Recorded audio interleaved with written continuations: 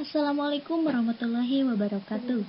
Saya ucapkan selamat pagi untuk Bapak Soni Samsurijal SPDI MPDI dan selamat pagi, apa kabar teman-teman semua? Terima kasih kepada teman-teman yang sudah online pada kesempatan pagi hari ini.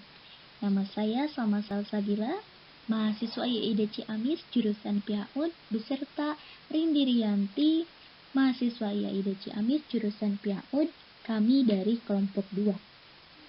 Main asik bareng teman, minumnya air teh hangat. Selamat pagi teman-teman, semoga kita tetap semangat. Oke teman-teman, pada kesempatan pagi ini saya akan menjelaskan tentang psikologi anak. Sejarah psikologi anak. Sejarah perkembangan psikologi anak tidak bisa lepas dari perkembangan psikologi itu sendiri. Menurut Kartono pada tahun 1995 menguraikan bahwa sejarah psikologi anak itu dimulai dari psikologi lama hingga psikologi modern saat ini.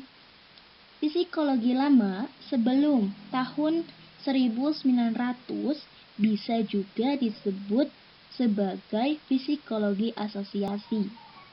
Psikologi asosiasi berpendapat bahwa jiwa itu adalah fasib sifatnya.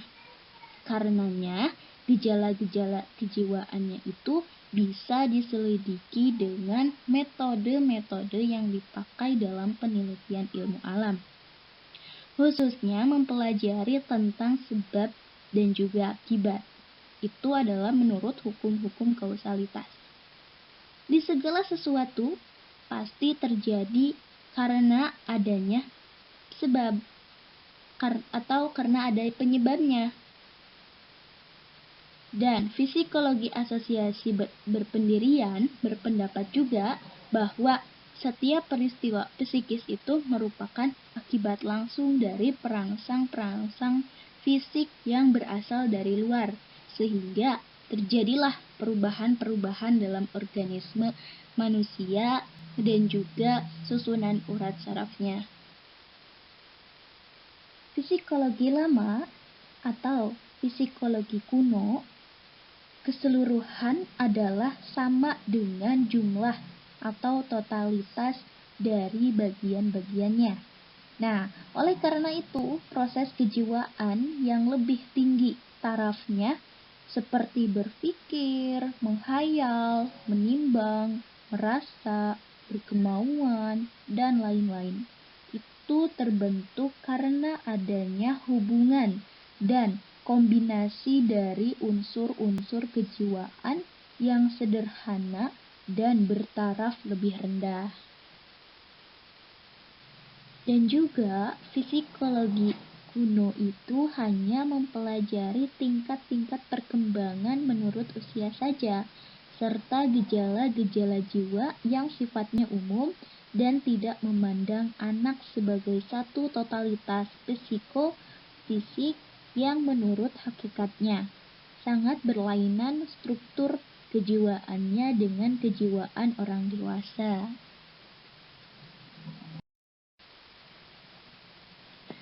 Kedudukan dan tugas psikologi anak.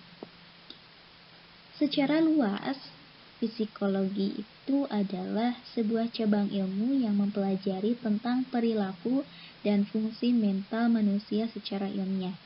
Sementara itu, pemahaman tentang anak dapat ditemukan dalam Convention on the Right of the Child pada tahun 1989 yang menyebutkan bahwa anak itu adalah siapapun yang berusia di bawah 18 tahun.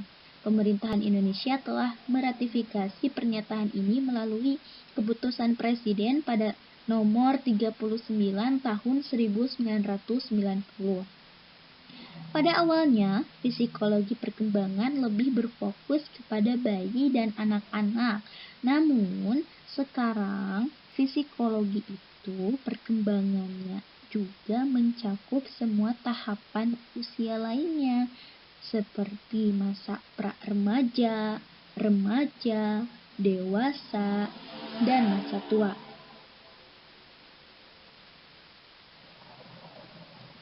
Bidang psikologi ini menyelidiki perubahan yang terjadi dan meliputi berbagai macam topik seperti kemampuan motorik, perkembangan kognitif, kemampuan mengalami keputusan, pemahaman moral, pemahaman bahasa, perubahan sosial, kepribadian, perkembangan emosional, konsep tentang diri sendiri, dan pembentukan identitas. Psikologi ini adalah termasuk bagian dari psikologi perkembangan yang mempelajari tentang perkembangan anak. Psikologi perkembangan meliputi beberapa bidang psikologi, yaitu psikologi anak, psikologi remaja, psikologi dewasa, dan psikologi lansia atau disebut juga dengan lanjut usia.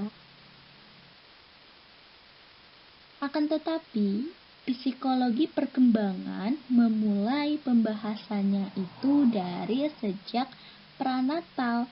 Karena itu, ruang lingkup psikologi anak juga sudah dimulai sejak konsepsi, yaitu sejak awal terbentuknya individu, yaitu saat bertemunya sel telur dengan sel sperma.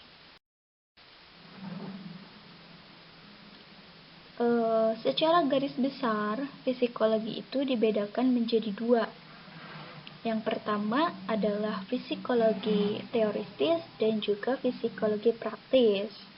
Ini menurut Mangal pada tahun 1998. Apa sih yang dimaksud dengan psikologi teoritis? Psikologi teoritis itu adalah yang menguraikan ilmunya dalam tataran teoritis, seperti psikologi perkembangan, psikologi pendidikan, dan juga psikologi remaja. Yang kedua ada psikologi praktis. Psikologi praktis itu adalah cabang psikologi yang menekankan kajian ilmunya untuk kepentingan praktis dalam bidang tertentu. Misalkan, contoh ya, psikologi klinis, psikologi konseling, dan juga psikologi dakwah. Sementara itu, psikologi juga dapat dibedakan menjadi dua nih, menurut Walgito pada tahun 1986. Ada psikologi umum dan psikologi khusus. Yang disebut dengan psikologi umum itu adalah psikologi yang mengupas perilaku dan kondisi kejiwaan orang dewasa. Misalkan, motivasi, kecerdasan, emosi, kesadaran, ingatan, dan sebagainya. Ada juga psikologi khusus yang disebut dengan cabang psikologi yang membahas kekhasan dari suatu perilaku. Misalkan, dari psikologi wanita. Nanti di sana dibahas tentang psikologi yang membahas karakteristik khas wanita, dan juga ada psikologi keluarga. Manfaat psikologi anak bagi pendidikan. Tadi sudah dijelaskan bahwa psikologi perkembangan anak usia dini itu telah berkembang dari waktu ke waktu. Oleh sebab itu, perkembangan anak juga mengalami perkembangan yang sangat pesat. Berbagai profesi yang dibutuhkan pengetahuan tentang psikologi perkembangan anak usia dini. Nah, di dalam pasal 20 Undang-Undang Nomor 14 Tahun 2005 tentang guru dan dosen dinyatakan bahwa dalam melaksanakan tugas keprofesionalan, seorang guru itu berkewajiban untuk merencanakan pembelajaran, meningkatkan dan mengembangkan kualifikasi, bertindak objektif, menjunjung tinggi peraturan perundang-undangan, memelihara dan menumpuk persatuan dan kesatuan bangsa.